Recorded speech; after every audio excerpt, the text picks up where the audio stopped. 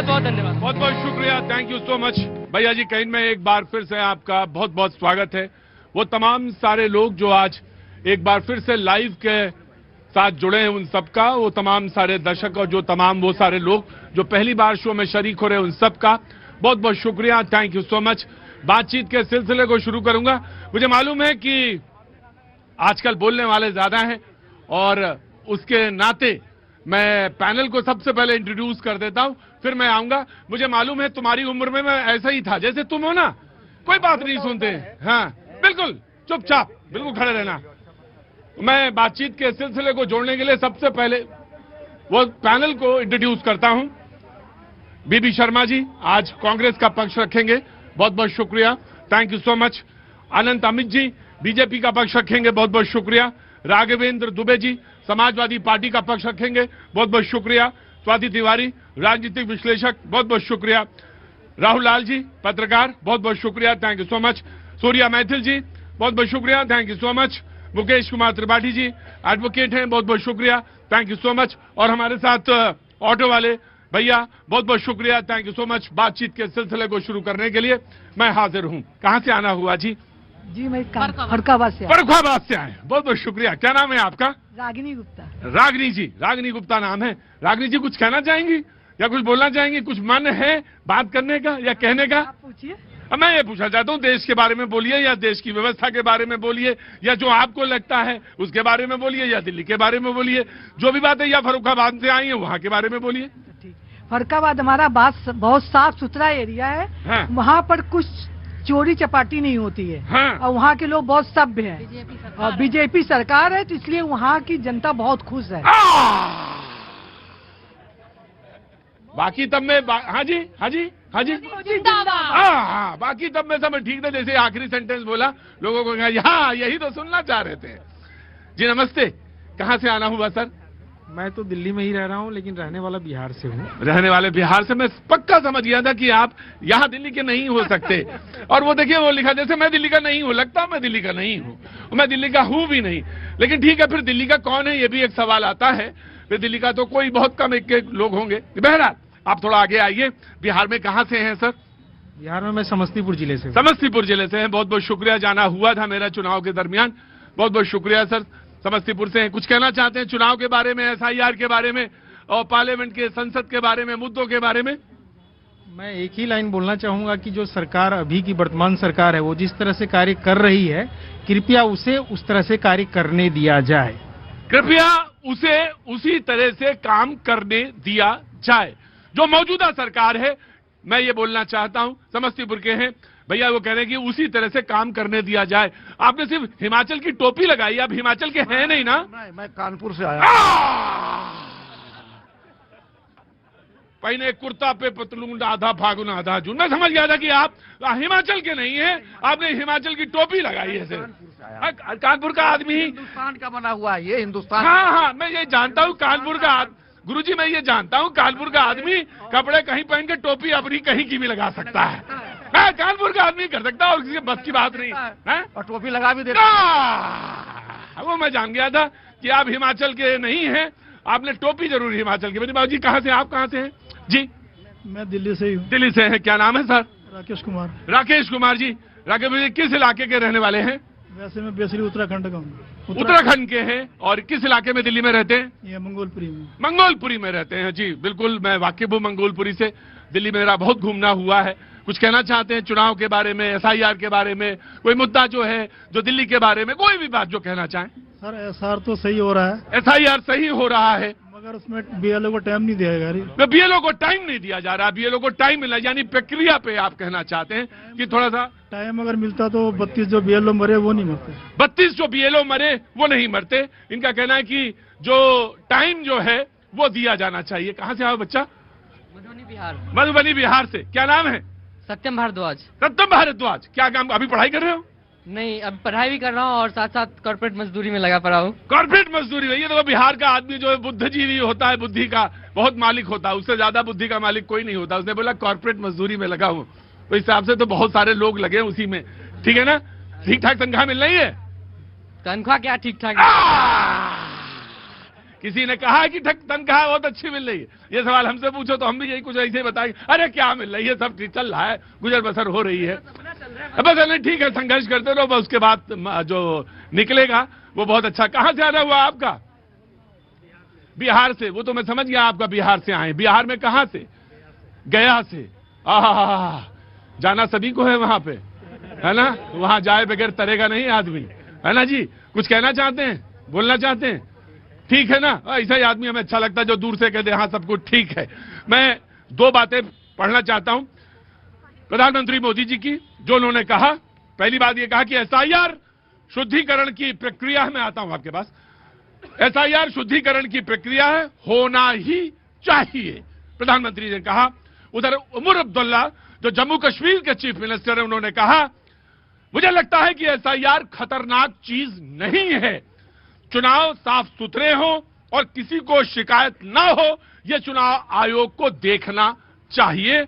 और वो कहते हैं अगर कोई पार्टी सवाल उठा रही है तो उसे समझाइए कि एसआईआर खतरनाक चीज नहीं है। ये उमर अब्दुल्ला कह रहे हैं जो कि चीफ मिनिस्टर हैं कहां के? जम्मू कश्मीर के।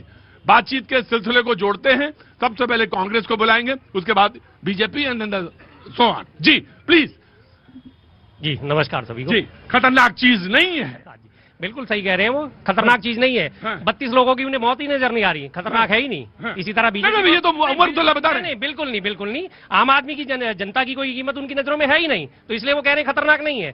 सेम कंडीशन जो आपने अभी एक वीडियो देखा होगा, चल रहा है सोशल मीडिया पे, जेपी नड्डा साहब लगातार बयान दिए जा रहे हैं, उनका सुरक्षाकर्मी नीचे गिरा पड़ा है, उनके मन में कोई उसके लिए वो नहीं है, संवेदना नहीं है, पड़ा रहेगा, कोई बात नहीं। सेम हालात यहाँ हो रही है। 32 लोग आत्महत्या कर चुके हैं, लेकिन वो कह रहे हैं कोई खतरनाक बात नहीं। आपने उनकी बात को ऊपर कर दिया कि 32 लोगों के लिए उन्होंने कोई संवेदना नहीं, लेकिन जो 32 लोग मारे हैं उनके घर वालों से तो पूछिए कि खतरनाक है या नहीं है।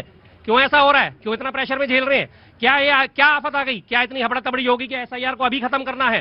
किसी राज्य में चुनाव है? नहीं है। बिहार में आपने करना था, कर दिया। अब ये बिहार के कुकर्मों पे पर्दा डालने के लिए बाकी 12 राज्यों में जो है घोषणा करी गई है ताकि आपके कुकर्मों पे पर्दा डाला जा सके। क्यों नहीं? अभी एक सवाल आपसे अगर पूछे, अगर बुरा ना माने तो, आपसे ये सवाल पूछा जाए कि आप आत्महत्या का भी राजनीतिकरण करेंगे? इसका ये सवाल आपसे नहीं पूछा जा सकता क्या कि आत्महत्या को लेकर आप इतना ज्यादा बार बार ये बात कह रहे हैं, आप राजनीतिकरण नहीं कर रहे हैं क्या?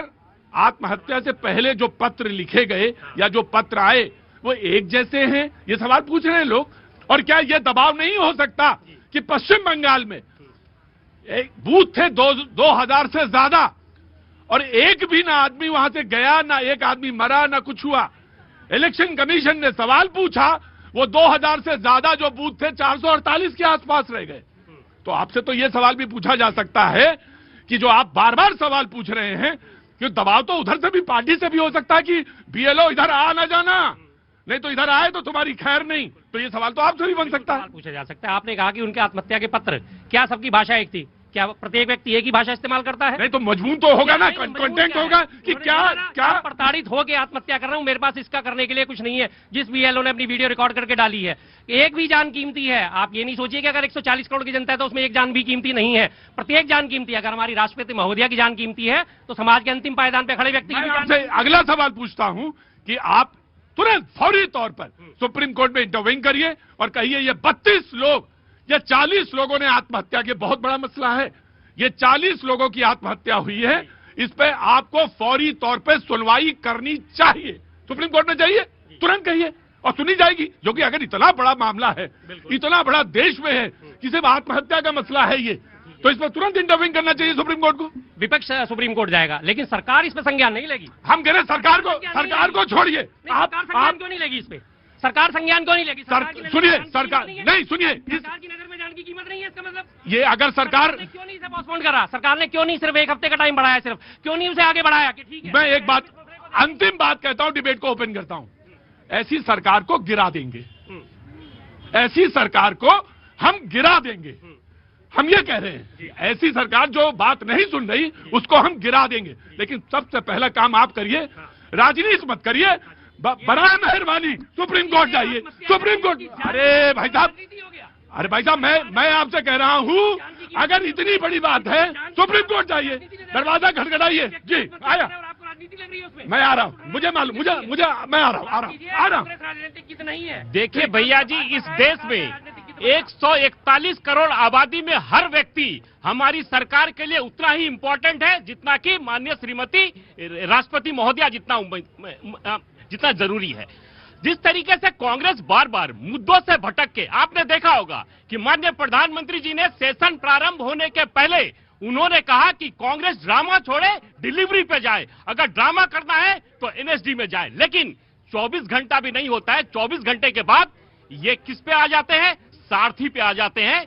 और आज तीसरे दिन जब कल सरकार ने यह तय कर दिया कि 9 तारीख को मंगलवार को चुनाव सुधार की प्रक्रिया पे चर्चा होगी, तो आज पुनः विपक्ष श्रम संशोधन को लेकर आज विपक्ष में संसद नहीं चलने दे रहा है। एक कांग्रेस की मानसिकता क्या है? और ये जिस आत्महत्या की बात कर रहे हैं, अगर कांग्रेस को या विपक्ष को हमारी सरकार उतनी ही जिम्मेदार है, अगर इनको तकलीफ है, अभी तक एक भी एफआईआर में ये साबित नहीं हो पाया कि जो बीएलओ मरे हैं वो आत्महत्या या जांच का विषय है। लेकिन कांग्रेस बार बार, और एक चीज भैया जी मैं बताना चाहता हूं, आज चुनाव आयोग ने 3 बजे अधिसूचना जारी की है, प्रेस कॉन्फ्रेंस में कहा है कि पूरे 12 राज्यों में 93%, 93% लोगों ने फॉर्म डिपॉजिट कर दिया है और 11 दिसंबर तक हमें लगता है एक जगह लक्षद्वीप में 100% लोगों ने डिपॉजिट कर दिया है। कांग्रेस के पास कोई मुद्दा नहीं है। बिहार चुनाव मैं आया जी।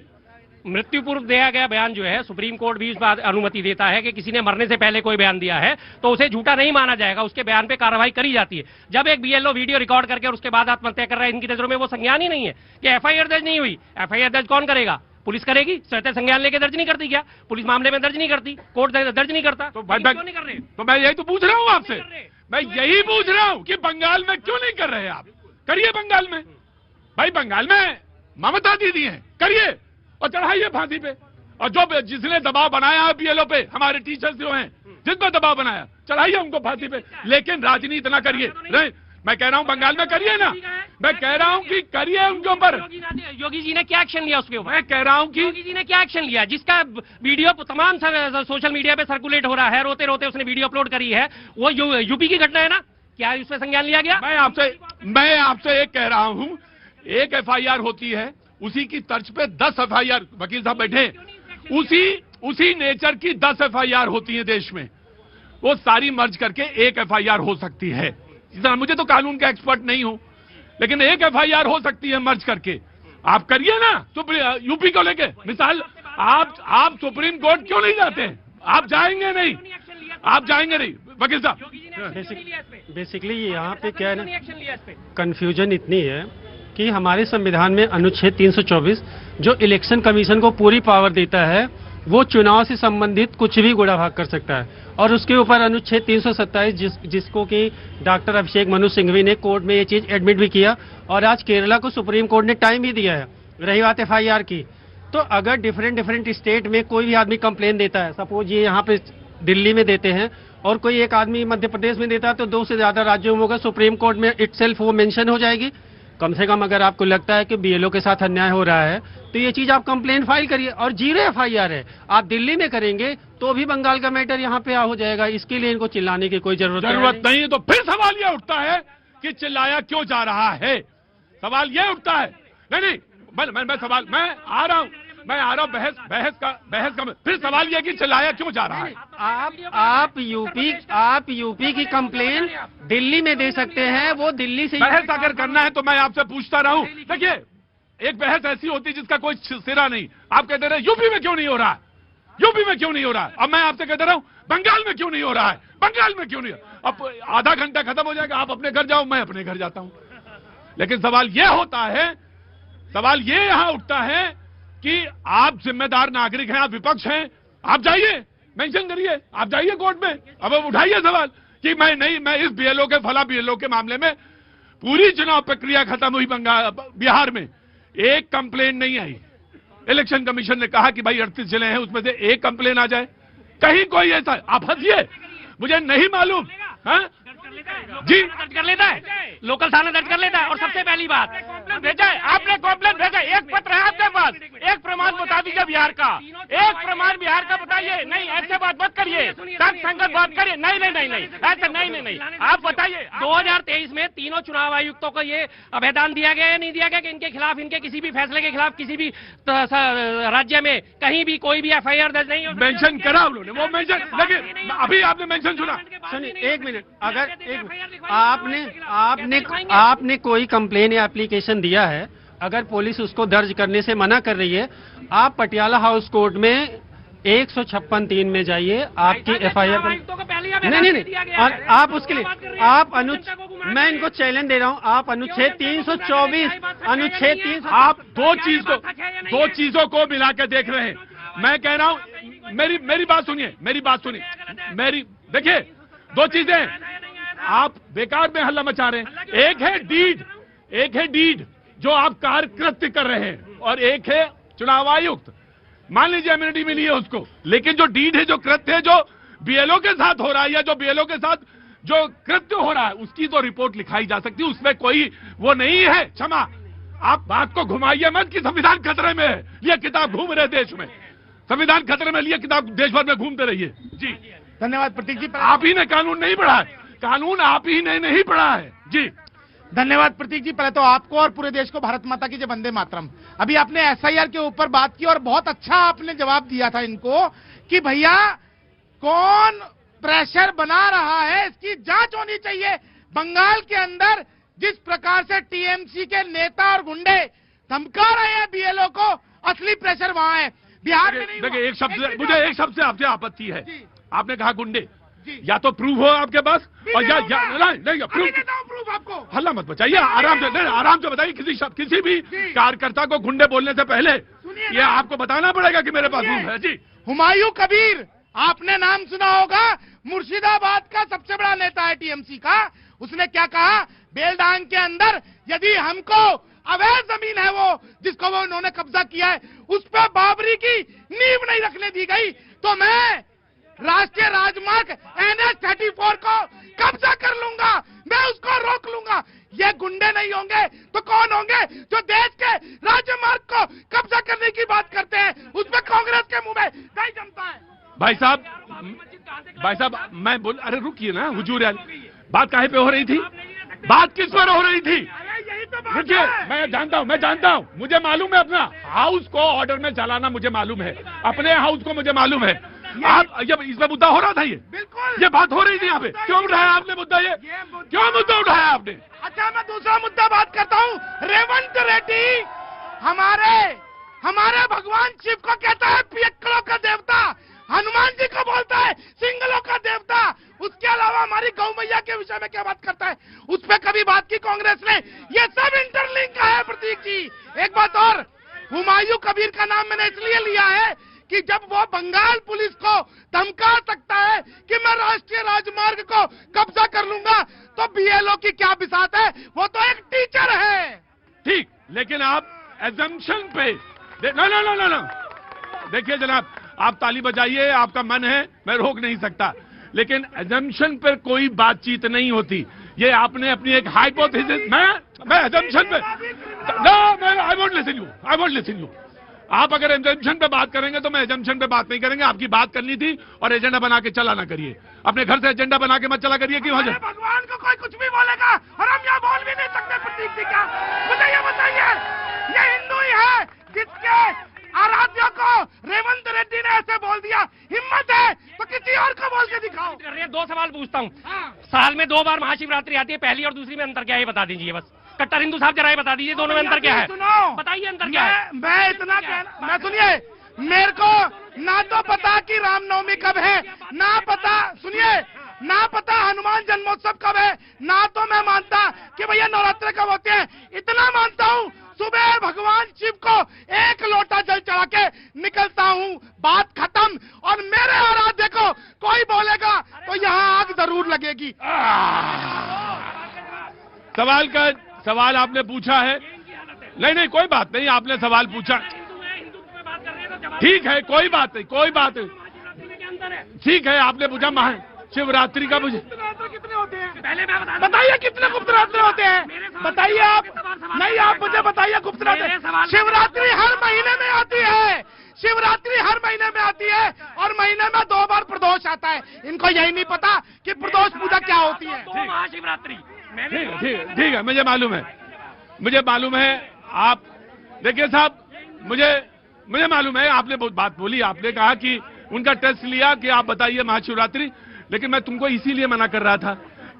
डाइवर्ट मत करो, विषय डाइवर्ट मत करो। जी मैं आ रहा हूँ जी, 1 मिनट दो, मैं आ रहा हूँ बेटा। हाँ जी। सबसे पहले मैं सिवान की धरती से आती हूँ। अरे रुको यार, सिवान की बात हो रही है यहाँ पे, आगे आओ। आज देश के प्रथम राष्ट्रपति डॉक्टर राजेंद्र प्रसाद की जन्म जयंती है, वो सिवान से ही है, तो सबसे पहले मैं अपना नमन उनको प्रेषित करती हूँ। और अभी आपने SIR की बात करी, 2000 नहीं 2208 ऐसे बूथ हैं जिसमें 23 साल से ना कोई मरा ही नहीं है। गजब, मतलब अमृत पी करके लोग पश्चिम बंगाल में रह रहे हैं भैया। ऐसे बूथ है, प्रोगेनी बूथ, जहां 2002 में 0 मतदाता, उसके बाद मतदाताओं की भीड़, तो SIR करवाने में तो हालत खस्ता होनी ही होनी है। और बात हुमायूं कबीर की हुई है, मैं बात को डाइवर्ट नहीं करूंगी, एक बात बोलूंगी। जिस किसान, जब मैंने मना किया उसके बाद भी मैं किसान की बात कर रही हूँ, जिस जमीन को कब्जाने की कोशिश की जा रही है वो एक बेचारे किसान की जमीन है, उसने FIR किया है। जिस किसान की हितैषी बनने का प्रयास और झूठा प्रपंच इंडी गठबंधन करते हैं, यहाँ उनकी कलाई खुली है। इसलिए मैंने इस बात को रखा, और रखना जरूरी है कि कथनी और करने में कितना अंतर है। देखिए अब डाइवर्ट कौन कर रहा है। कौन हितैषी है? 750 किसान क्यों मरे थे बॉर्डर पे?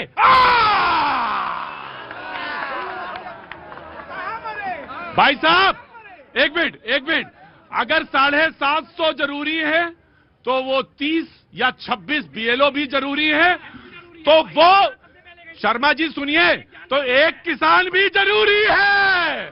शर्मा जी, तो न्याय बहुत सेलेक्टिव मत होइए, सेलेक्टिव, और नफ्त पे हाथ रखिए, वही चूक रहे समाजवादी पार्टी। देखिए, BLO की अभी मृत्यु की बात हुई, मैंने पहले भी कहा कि कोई भी है सरलीकरण हो सकता है, उसका समाधान भी हो सकता है कि अगर कोई। भाई बेटा सुनो, भाई देखो बेटा सुनो, मैं आ रहा हूँ। कहाँ से आया बेटा? मैं यहीं से आया हूँ। 1 मिनट, मैं भगाऊंगा यहाँ से शो से अभी 2 मिनट। नहीं सर, देखो मेरा उनसे एक सवाल है सिंपल सा, ये जो बोल रहे हैं हर चीज में हिंदुत्व ये सब घुसा रहे हैं, मैं खुद हिंदू हूँ, ठीक है, उनसे बस पूछ लो सनातन धर्म क्या है और सनातन का मतलब क्या है। भगवान श्री कृष्ण ने गीता में सनातन के बारे में क्या बोला है, अगर इफ ही रियली नोस कि क्या है तुम्हें पता है? हाँ तो बस ठीक है। हाँ। और इनको ब्रेक के बाद मिलना और तुम जाके सीखना इनसे, और वैसे ही सीखना जैसे अर्जुन ने कृष्ण से सीखा था। और एक पहला नहीं दूंगा, नहीं तुम डाइवर्ट कर देते हो। नहीं, सुन लीजिए, सर्वे भवन्तु सुखिना, सर्वे सन्तु निरामया, सर्वे प्रजानि पश्यन्तु मां कश्चिदस्तु भाग् भवेत्, ये है सनातन। चलो, इसीलिए कहते हैं ना, भक्त में और बगुला भगत में बड़ा अंतर है। सर्वे भवन्तु सुखना, सर्वे सन्तु निरामया, सर्वे भद्राणि पश्यन्तु मां कश्चित् भाग् भवेत्। जब इनको बिल्कुल बगुला में और बगुला भगत में बड़ा अंतर है। बगुला जो होता है वो बिल्कुल ध्यान में रहता है मछली के, और बगुला भगत जो है वो गोली भी चलवा सकता है। इसीलिए कह रहे हैं कि जिनको न तो श्लोक पता है, न जिन्होंने राम को पढ़ा है, जो ये कहें कि BLO 35 मर गए तो क्या होगा, नहीं, वो तो ऐसे मर गए। जिनके हृदय में दया भाव नहीं, जिनके अंदर में करुणा नहीं, जिनके में तपस्या नहीं, त्याग नहीं, वो राम का नाम लेकर के बगुला भगत तो बन रहे हैं। और क्या है, अगर राम के आप आचरण पर उनके ऑडियो कंट्रोल करेंगे, इको ज्यादा है, उनके मार्ग पर अगर हम नहीं चल पा रहे हैं, एक भी व्यक्ति, जैसा आप कह रहे, चाहे कोई एक ही व्यक्ति क्यों न मरा हो, उसके प्रति भी करुणा होनी चाहिए। क्यों हुआ, इसलिए भी होना चाहिए। SIR की प्रक्रिया भी कह रही थी, नहीं अभी कह रही थी, क्या बंगाल में कोई एक भी नहीं मरा? अरे पूछ लीजिए किसका उसमें हो रहा है। चुनाव आयोग के नेतृत्व में SIR की प्रक्रिया हो रही है। चुनाव आयोग क्या निकम्मा है क्या? नहीं, जब उन्होंने, मेरी बात तो सुनो, कौवा कान नहीं ले गया, देखो पहले चेक करो। उन्होंने कहा कि 2000 से ज्यादा बूथ थे जहां पे कोई आदमी नहीं मरा, ना कोई आदमी कहीं गया, लेकिन जब इलेक्शन कमीशन ने रीचेक किया तो उसमें से जो थे 400 से ज्यादा ही रह गए, 400 ही रह गए, बाकी लोग कट गए, ये वो कह रही थी। SIR की प्रक्रिया जो बिल्कुल जो कह रहे हैं ना, शुद्धिकरण के लिए होना चाहिए, 100% होना चाहिए। यही तो प्रधानमंत्री कह रहे हैं। अरे गलत लोग हैं, बिल्कुल रखना चाहिए, इसमें किसी को दिक्कत नहीं है। समाजवादी पार्टी के जो सही लोग हैं वो जरूर उसमें उनका वोट का अधिकार। भाई साहब, मैं आपसे एक ही सवाल, जो सही लोग हैं उनके नाम कटे वो कहाँ हैं? लाइए उनको, खड़ा करिए सामने, खड़ा कर दीजिए सामने जी। राम की बात करते हैं, राम के आचरण की बात करते हैं और राम भक्तों पर गोली चलवाते हैं। ये इनका चरित्र है समाजवादियों का। और एक बात कहना चाहता हूं, ये दुख की बात है कि BLO आत्महत्या कर रहे हैं, लेकिन किस बोलेंगे? नृपेंद्र मिश्रा मुख्य सचिव थे नेताजी के, गोली उनके आदेश से चली। बनाया क्या? मंदिर ट्रस्ट का अध्यक्ष बना दिया। राम मंदिर देखो कहां से कहां पहुंच गए ये अपने ये कहां से कहां पहुंच गए, उनके हाथों में चली। मुलायम सिंह ने बोला गोली मैंने चलवाई थी। मुलायम सिंह जी ने बोला था ये बात कि हमें उनका दिल जीतने के लिए ये हमें काम करना पड़ा। और एक बात मैं कहना चाहता हूं, सुनिए, ये दुख की बात है कि BLO आत्महत्या कर रहे हैं, लेकिन सिर्फ SIR ही कारण नहीं है, कुछ और भी कारण हो सकता है। बिहार में एक भी घटना नहीं होती है, राजस्थान में BLO ने अपना काम करके जो है वो जश्न मनाने लगे। ऐसा क्या है उत्तर प्रदेश में कि BLO की आत्महत्या हो रही है? इस पर सवाल खड़े होते हैं। इस पर सवाल ये खड़ा होता है कि कहीं ना कहीं कुछ ना कुछ साजिश इस BLO के साथ ये कर रहे हैं समाजवादी लोग। देखिए, एक बात ध्यान रखिए शर्मा जी, आप इनसे पूछते हैं कि इनका फुल फॉर्म बताइए, नहीं जानता, ये पढ़ा लिखा आदमी नहीं है। लेकिन मैं, शर्मा जी, आप भी PhD नहीं है, ये बस गलती में ना रहना, ये गलती में ना कर रहे। और सुनो, जो आदमी कह रहा है एक आदमी की मृत्यु पे भी इतना ज्यादा संवेदनशील है, वो एक गरीब के आवाज उठने पे इतना गैर संवेदनशील है। वो ऑटो वाला है तो आप उसके गिरबान में हाथ पकड़ लेंगे। No, this is not allowed जी। नो शर्मा जी, उसकी कान में फूकेंगे तो ये नहीं होगा जी। देखिए प्रतीक जी, मैं फिर उसी बात पे आऊंगा कि BLO की आत्महत्या यदि हो रही है तो कांग्रेस विपक्ष के रूप में है। कांग्रेस को उनके आत्महत्या के कारणों की जांच के लिए सुप्रीम कोर्ट में, जैसा कि आपने भी कहा, कैविएट या फिर पिटीशन फाइल करनी चाहिए। अभी जब SIR के अंदर आप लोग आधार जुड़वाना चाहते थे, तब तो आप ऊपर से नीचे और नीचे से ऊपर तक भाग रहे थे। आज यदि BLO किसी भी कारणवश आत्महत्या कर रहे हैं और उनकी आप आत्महत्या की जांच कराना चाहते हैं, तो आपको क्यों नहीं जाना चाहिए जी। बड़ा गंभीर मामला उठा रहे हैं सूर्या जी, तो ऐसा उठा रहे हैं जैसे कि लग रहा है कि वहां पे पश्चिम बंगाल में तृणमूल कांग्रेस के गुंडे कर दे रहे हैं, तो फिर डबल इंजन सरकारों में जो आत्महत्या हो रही है, डबल इंजन सरकारों में हो रही है, किसकी जिम्मेवारी देनी पड़ेगी? देखिए, हम लोगों को इस मामले को राजनीतिकरण से दूर करके वास्तव में BLO की आत्महत्याएं बहुत चिंतित करने वाली है। और हर जगह पे, अधिकांश जगह पे, चाहे राजस्थान हो, मध्य प्रदेश हो, केरल हो, उत्तर प्रदेश हो, हर तरफ वो आत्महत्या की घटना दिख रही है। और BLO के आत्महत्या की घटना के मामले सुप्रीम कोर्ट में गए थे सर, और सुप्रीम कोर्ट ने इसके ऊपर कठोर टिप्पणी की थी कि उसके लिए सस्पेंशन का मामला होना चाहिए, उनको जीवन से उनको हाथ धोने की स्थिति नहीं बननी चाहिए। तब सोचिए, उस टिप्पणी के बाद चुनाव आयोग ने 1 सप्ताह का समय बढ़ाया था। मैं तो चुनाव आयोग से कहूंगा कि आपके पास, बिल्कुल सही कहा इन्होंने, आर्टिकल 324 के तहत उनके पास पूरी शक्ति है, मतदाता सूची का शुद्धिकरण हो। लेकिन क्या चुनाव आयोग मतदाता सूची के शुद्धिकरण के लिए गंभीर है? अभी यहाँ पे उन्होंने बताया कि कई सारे ऐसे जो कि ब्लॉक्स हैं जहाँ पे कि बूथ है जिसमें कि भाई संशोधन ही नहीं हुआ है। तो चुनाव आयोग समरी रिवीजन कैसा कर रहा था? बिहार में अभी भी रिपोर्टर्स कलेक्टिव्स के जो रिपोर्ट, जब उन्होंने रिपोर्ट मांगी तो उसमें कोई ना तो मरा हुआ था, ना तो कहीं से कोई डुप्लीकेट था, ना तो कोई डिलीशन हुआ था। इस पर उन्होंने संदेह हुआ तो उन्होंने दोबारा कहा। तो इसका मतलब है कि जो समरी रिवीजन का जो जनरल प्रोसेस चलता है विधानसभा चुनाव से पहले, लोकसभा चुनाव से पहले, तब चुनाव आयोग ने इस मामले को संज्ञान इसके ऊपर क्यों नहीं लिया? शुद्धिकरण यही प्रक्रिया है, शुद्धिकरण यही प्रक्रिया जी। एक लाइन, बिहार में 24 लाख डुप्लीकेट वोटर्स की संभावना है। अभी भी तमाम जो बड़े पत्रकार हैं, जो रिपोर्टर्स हैं, उन लोगों ने कलेक्ट किया है और चुनाव आयोग अभी भी उस ऐप का प्रयोग नहीं कर रहा है जो वोटरों के डुप्लीकेसी को रोक सके, या उसको आसानी से रोक सकता है। ऐप के मामले में आप कितना संवेदनशील हैं ये तो सब मालूम ही है। सारे ऐप के मामले में तो सारी संवेदनशीलता मालूम है कि फिर तो जासूसी हो जाएगी, है ना, फिर तो जासूसी हो जाएगी। हाँ, वो अलग चीज है। हाँ, बिहार में एसआईआर की पूरी प्रक्रिया हो गई, चुनाव हो गया, रिजल्ट आ गया, लेकिन अभी तक एक भी आपत्ति नहीं आई है।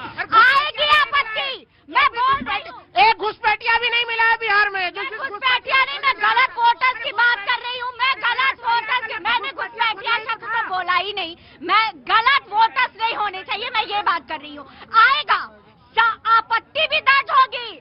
ठीक पावर पॉइंट प्रेजेंटेशन बंगाल चुनाव के ठीक पहले पावर पॉइंट प्रेजेंटेशन से बताया जाएगा कि कहां कहां आपत्ति है और कहां कहां वोट की चोरी हुई है। क्यों? क्योंकि 45 दिन बाद तो अकॉर्डिंग टू रूल जब सारे रिकॉर्ड ध्वस्त किए जाएंगे तब ये लोग मामला उठाते हैं। तो यहाँ ये लोग संदेह के घेरे में आते हैं और ये जनता को बरगलाने का प्रयास करते हैं।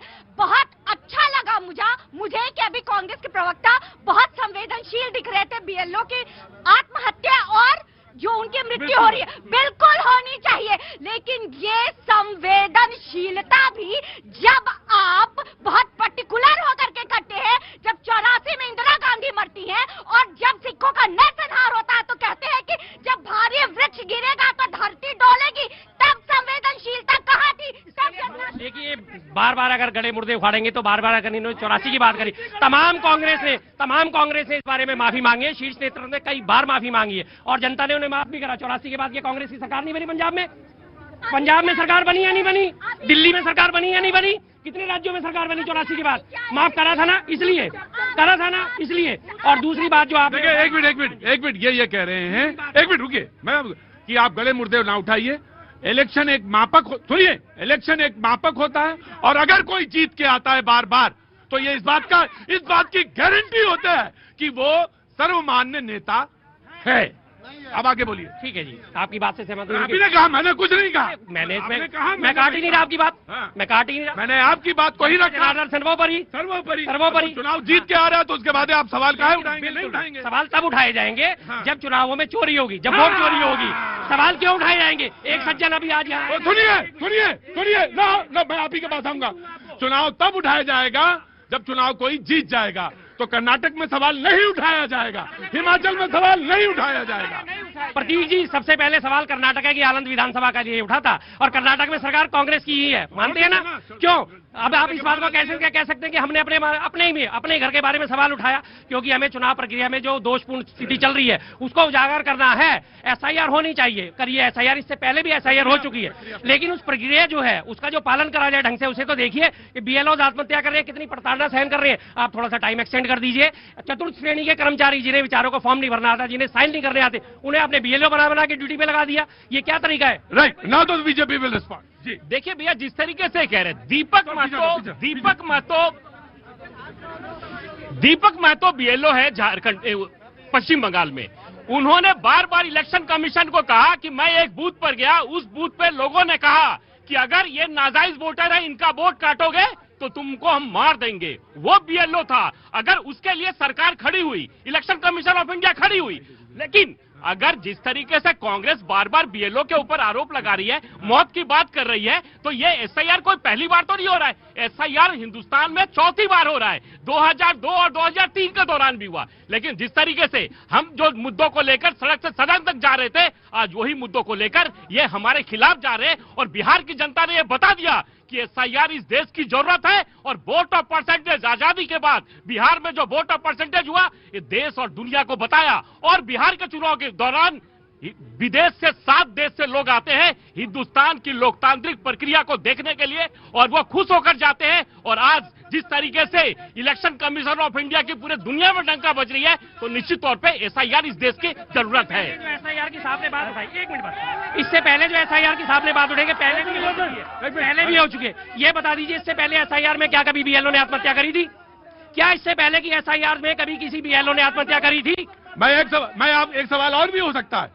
ये सवाल तो लाजमी है कि क्या किसी बीएलओ ने पहले आत्महत्या की थी, और सवाल यह भी हो सकता है कि क्या इससे पहले उस समय जब एसआईआर हो रहा था वोट चोर गद्दी छोड़ का नारा लगा था, किसी ने विरोध नहीं किया था। हाँ जी, जब एसआईआर हुआ था तब तो विरोध हुआ ही नहीं था। वो प्रक्रिया ममता जी, वही ममता जी, वही ममता जी, वही राबड़ी देवी वही कह रही थी। तो सवाल तो दोनों तरफ से, दोनों तरफ से सवाल हो सकता है जी। मैं वही चीज कह रहा हूँ कि 2002, 3, 4 जब इसके पहले एसआईआर हुआ है तब सोचिए कितनी सर्वसहमति के साथ हो रहा था कि न सत्ता पक्ष न विपक्ष किसी की तरफ से कोई विरोध की स्थिति नहीं थी।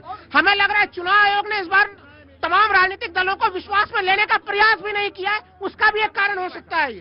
एक मिनट, 2002 और 2003 के दौरान ममता बनर्जी जी विपक्ष में होती हैं और वो कहती हैं कि जिस तरीके से बंगाल में घुसपैठिए आ गए हैं इनको बाहर करना है। 2002 में राबड़ी देवी बिहार के मुख्यमंत्री होती हैं, वो कहती हैं कि जितना घुसपैठिया बिहार में आ गई बा एकनी के बाहर करे के बाद। ये दो पार्टी उस समय 2002 और 2003 की बात होती है। अब ये मौत की बात कर रहे थे। बिहार में जितने घुसपैठिए सबको निकालिए, लेकिन घुसपैठिए है का? तमाम जनता खड़ी है भाई, अड़ोस पड़ोस में कोई घुसपैठिया रहता है? बताइए कहाँ रहता है? आपके बस की अगर सुनिए अगर रहता है आप डिटेल दीजिए, आप डिटेल दीजिए, थाने में फोन मैं करूंगा। आप डिटेल दीजिए, थाने में फोन मैं करूंगा अगर आपको डर लगता है तो। अगर आपको थाने में कंप्लेंट करने से डर लगता है एफआईआर मैं करवाऊंगा। बताइए अपनी डिटेल लिख के दे के जाइए। हम तैयार हैं। मैं ये कहना चाहता हूँ, ये वोट चोरी की बात करते हैं।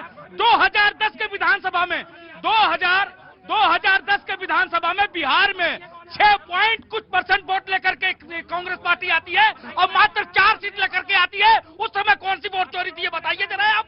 न 3 में न 13 में, जहां देखो वही वोट चोर का आरोप लगा करके बैठे हुए हो। राइट जी, मेरे एक सवाल है। ऑडियो संभाल लो जरा बेटा, ऑडियो एक मिनट, ऑडियो संभालना एक मिनट। प्रतीक जी, मेरे एक सवाल है। बीजेपी वालों से शिकायत है, कांग्रेस वालों को पेंशन कर दीजिए क्योंकि उनके घरों में भी विरोध हो रही है। ये उल्टा पटंग बातें करके जाके चले। किसको पेंशन चाहिए? कांग्रेस वालों का प्रवक्ता को पेंशन करवा दीजिए। बीजेपी वालों से उल्टा तरफ से बोल के चले आते हैं, फिर उनके घर में विरोध है, खाना नहीं मिलता इनको। क्या नाम है आपका? प्रकाश। वो कांग्रेस उड़ीसा से तो है जय जगन्नाथ, लेकिन ये कांग्रेस वाले पेंशन दिलना चाहिए।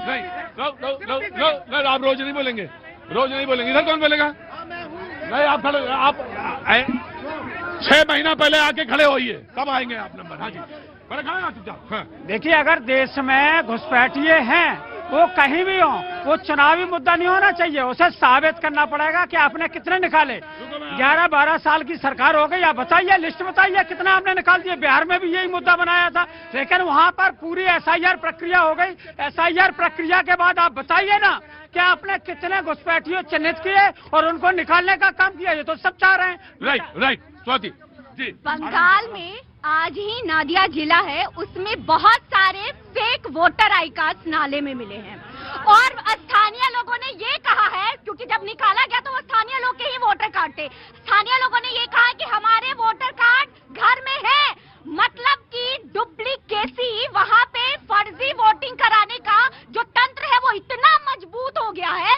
कि इस स्तर पे जो है वो डुप्लीकेसी की जा रही है कि जो कार्ड्स हैं उनके ही डुप्लीकेट बना करके भेजे जा रहे हैं। तो इन लोगों को बहुत ज्यादा मिर्ची लग रही है इस बात पे। और मैं बार बार कहती हूँ कि अपन लइका सोना चांदी और आन के लइका गोबर माटी। अपने जीते हर जगह तो सब ठीक था, कहीं वोट चोरी नहीं था। और जहाँ दूसरा विपक्ष मतलब कि भाजपा या फिर एनडीए जीती है तो वहाँ इनके लिए ये चीज मुद्दा बन जाती है। राहुल गांधी का समर्थन करते हुए नजर आ रही है। यही बात तो राहुल गांधी तमाम प्रेस कॉन्फ्रेंस में कह रहे हैं कि डुप्लीकेट वोटर्स है, तमाम फेक वोटर्स है और उस मामले को और नहीं सुन लीजिए, और उसी मामले पे एसआईआर हो रही है। लेकिन एसआईआर की प्रक्रिया पे सवाल है कि क्यों नहीं समय को केवल 1 सप्ताह क्यों बढ़ाया गया। अभी भी मैं माननीय चुनाव आयोग से कहूंगा कि आपने 1 सप्ताह बढ़ाया, कम से कम उसे 1 महीना बढ़ा दीजिए, जिससे इस प्रक्रिया को काफी शांतिपूर्ण ढंग से चल सके। अब किसी एक बीएलओ की जान न जाए। इनका कहना है कि प्रोसेस सही है, प्रक्रिया जो है 1 महीना बढ़ा दीजिए तो सब कुछ ठीक हो जाएगा। जी देखिए, कांग्रेस के प्रवक्ता अभी कह रहे थे कि आप मुझे बताओ घुसपैठिए कहाँ है, मैं अभी पुलिस को फोन करूंगा, उनको उनको डिपोर्ट कर दूंगा। तो मैं इनको याद दिला देना चाहता हूं, अरे भैया, आप ही की सरकार के केंद्रीय गृह राज्य मंत्री श्री प्रकाश जायसवाल ने संसद में खड़े होकर बोला था 2008 में कि इस देश में 1.5 करोड़ से ज्यादा घुसपैठिए। उनको पूछ लेते, मैं वो लिस्ट बता देते कि कि कहां से पुलिस से निकलवाना है। कैसी बातें करते हैं। हरदीप पुरी साहब हमारे शहरी विकास मंत्री क्या कह रहे हैं, रोहिंग्या और रिफ्यूजियों को, घुसपैठियों को बक्करवाला में ईडब्ल्यूएस के फ्लैट दिए जाएंगे और उन्हें तमाम मूलभूत सुविधाएं दी जाएंगी। ये रहा बयान भाई साहब, जरा जूम करके दिखा देना। ये हरदीप पुरी साहब, आप सच्चे हैं। ये कौन बचा रहा है? रोहिंग्या को, घुसपैठियों को कौन बचा रहा है? और अभी सारी प्रक्रिया के बाद, बिहार की सारी प्रक्रिया के बाद, हाँ जी बिहार की सारी प्रक्रिया के बाद जब एक मशहूर चैनल की पत्रकार एंकर साहिबा ने जब अमित शाह जी से सवाल पूछा, एक मिनट रुको। हाँ जी, बताइए कितने घुसपैठिए निकले? अमित शाह जी ने क्या बोला? क्यों जानना है आपको? जब पूरे देश में घुसपैठिए करा जा रहा है तो आप उनका आंकड़ा भी तो दीजिए, कितने डिपोर्ट करे आपने? उन्होंने फिर पूछा, सर बताइए ना। दूसरे चैनल की पत्रकार है, आपको भी मालूम है। ठीक है। मुझे लगता है कि जैसे अभी राहुल लाल जी कह रहे थे कि प्रक्रिया को बढ़ा देना चाहिए, कोई दिक्कत नहीं, कोई ट्रेन नहीं छूट रही है, कोई ऐसी दिक्कत नहीं है। अगर कोई दिक्कत हो रही है समय बढ़ा दो, क्योंकि सभी राज्यों के, चाहे उत्तर प्रदेश हो या दूसरे राज्य, उनमें अभी चुनाव का समय है। और अगर उस प्रक्रिया को बढ़ा दिया जाता, अगर वो आसानी से हो जाए, और मुझे लगता है और शुद्धिकरण के साथ होगी, क्योंकि अभी दबाव है। जैसे ये कह रहे थे कि कौन दबाव डाल रहा है, मैं ये कह रहा हूँ कि उनके ऊपर दबाव है कि आपको प्रतिदिन 100 या 200 फॉर्म अपलोड करके देना है, इसीलिए उन पर मानसिक दबाव बन रहा है। और वो दबाव ना हो, इसलिए ये प्रक्रिया। देखिए, मानदेय भी बढ़ा है, इलेक्शन कमीशन ने समय भी बढ़ाया है। इलेक्शन कमीशन अपने तरीके से अगर उनको लगेगा कि समय बढ़ाना, निश्चित तौर पर बढ़ाएंगे, वो बढ़ा भी रही। इलेक्शन कमीशन का विषय है। और अभी घुसपैठिया की बात करते हैं, बिहार में चुनाव के दौरान इलेक्शन कमीशन ऑफ इंडिया के वेबसाइट पे है कि कितने घुसपैठिए पकड़े गए हैं। जो पकड़े गए, जो एक रिकॉर्डेड है, पकड़े सैकड़ों गए थे। और इसी तरीके से दिल्ली में जब बिहार में चुनाव हो रहा था तो 38 घुसपैठिया दिल्ली में भी पकड़े गए, कई थानों में पकड़े गए। तो यह मुद्दा है, इस देश का घुसपैठिया मुद्दा है और हमारा भी मुद्दा है। और भारतीय जनता पार्टी इन मुद्दों को लेकर बिहार में भी गई थी, पश्चिम बंगाल में भी यह मुख्य मुद्दा है और इन मुद्दा पे हम चुनाव में भी जा रहे हैं। राइट। सबसे बड़ी बात यही है कि एसआईआर में शुद्धिकरण की प्रक्रिया होनी चाहिए। ये एक संवैधानिक प्रक्रिया है, पहले भी हुई है और अभी भी होनी चाहिए। बस मुद्दा ये है कि किसी भी तरह से जो बीएलओ हैं उन पे दबाव नहीं डालना चाहिए।